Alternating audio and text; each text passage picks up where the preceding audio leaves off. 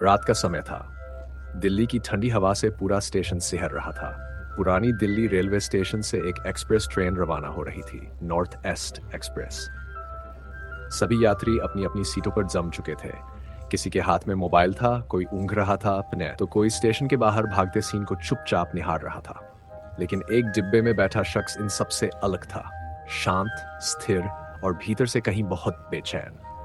उसका नाम था कैप्टन अमृत राठौड़। वह सेना से रिटायर हो चुका एक कमांडो था, जो इस बार किसी मिशन के लिए नहीं बल्कि मोहब्बत के लिए यात्रा कर रहा था। अमृत की प्रेमिका तुलिका भी उसी ट्रेन में थी, पर अलग डिब्बे में। तुलिका की शादी जबरदस्ती तय कर दी गई थी, एक ऐसे व्यक्ति से जिसे वह जानती तक नहीं थी। अमृत को यह रिश्ता मंजूर नहीं था और वो किसी भी कीमत पर तुलिका को बचाकर ले जाना चाहता था। ट्रेन धीरे धीरे दिल्ली से दूर निकल रही थी। तुलिका को भनक तक नहीं थी कि अमृत उसके पास है। सब कुछ ठीक ठाक लग रहा था, लेकिन जैसी ट्रेन उत्तर प्रदेश पार कर बिहार की सीमा में दाखिल हुई, सब कुछ बदल गया। लगभग रात के 1:15 पर अचानक कुछ लोग अलग अलग डिब्बों में चढ़े। वे दिखने में आम यात्रियों जैसे थे, ढीले कपड़े, कमर पर झोले और शांत चाल। लेकिन कुछ ही पल में उन्होंने अपने चेहरे ढंक लिए और हथियार निकाल लिए, चाकू, लोहे की रॉड, बेल्ट में छुपे ब्लेड। उनकी चाल में अब कोई संकोच नहीं था। ट्रेन के भीतर चीखें गूंजने लगीं, यात्रियों के मोबाइल, गहने, पर्स सब छीना जाने लगा। इन सब का लीडर था फानी, एक सनकी किस्म का अपराधी। वह शुद्ध पागलपन में हंसता, चिल्लाता और डांस करता हुआ लोगों को धमकाता था। उसकी आंखों में क्रूरता और उसके चेहरे पर एक अजीब खुशी थी, जैसे वो इस हिंसा का आनंद ले रहा हो। फानी चिल्लाया, आज की रात मजेदार होगी, देखते हैं कौन कितना सह सकता है। अमृत ने जब ट्रेन में हो रही तबाही देखी तो उसके भीतर कुछ टूट गया। उसकी ट्रेन, उसका प्यार और निर्दोष लोगों की जान सब खतरे में थे।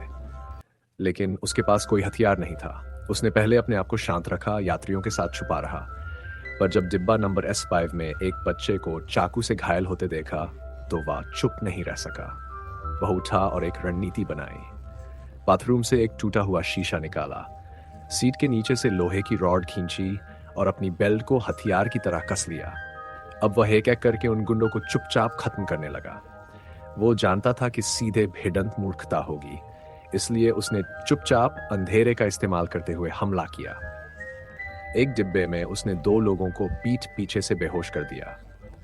दूसरे डिब्बे में उसने एक को गर्दन पर बेल्ट से झटका दे दिया।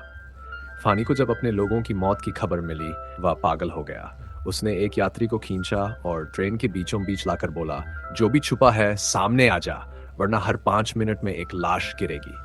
अब अमृत को सामने आना ही था। वह आगे बढ़ा, दोनों की आंखें मिली, अमृत की ठंडी शांत नजरें और फानी की जली हुई पागलपन से भरी आंखें। दोनों के बीच पहली भिड़ंत शुरू हुई। फानी तेज था, क्रूर था और उसका चाकू बहुत ही खतरनाक तरीके से चलता था। अमृत घायल हुआ, लेकिन उसने वापसी की। रॉड से फानी के हथियार को झटका दिया और एक कांच के टुकड़े से उसकी बांह पर वार किया। पर अमृत को एहसास हो गया कि अभी फानी को हराना आसान नहीं। वो भागकर इंजन की तरफ बढ़ा।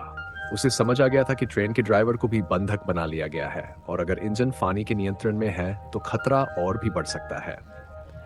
ट्रेन अब एक लंबी सुरंग में घुसने वाली थी। बाहर अंधेरा था और यही मौका था।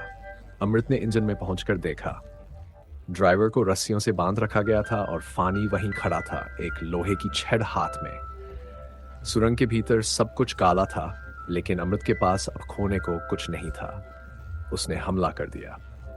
यह लड़ाई फिल्मी नहीं थी, यह थी असली लड़ाई, जिसमें चीखें थीं, सांसें भारी थीं और खून की बूंदें फर्श पर टपक रही थीं। काफी देर तक लड़ाई चलती रही और अंत में एक झटके में अमृत ने फानी को धक्का दे दिया।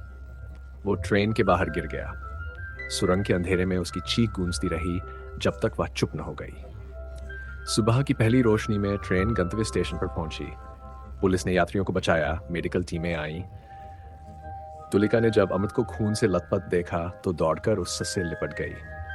वह रो रही थी और अमृत उसे बस ताक रहा था। वो जानता था कि वो उसे बचा चुका है, लेकिन खुद हमेशा के लिए बदल गया है। जांच के दौरान पता चला कि फानी सिर्फ एक लुटेरा नहीं था, वह एक राजनीतिक नेटवर्क का मोहरा था, जिसे ट्रेन यात्रियों की हत्या करके देश में डर फैलाना था। अमृत ने न सिर्फ अपनी प्रेमिका को बचाया, बल्कि देश को एक बड़े हादसे से भी बचा लिया। अब वह सिर्फ एक प्रेमी नहीं, एक योद्धा बन चुका था, जिसने अपने प्यार और देश दोनों के लिए जान की बाजी लगा दी। अगर आपको ये कहानी रोमांचक लगी हो, तो हमारा चैनल सब्सक्राइब करना ना भूलें। हर हफ्ते ऐसी ही थ्रिलर और मिस्ट्री से भरी कहानियां आपके लिए लेकर आते हैं। तो अभी सब्सक्राइब करें और हमारे मिस्ट्री हैदर परिवार का हिस्सा बनें।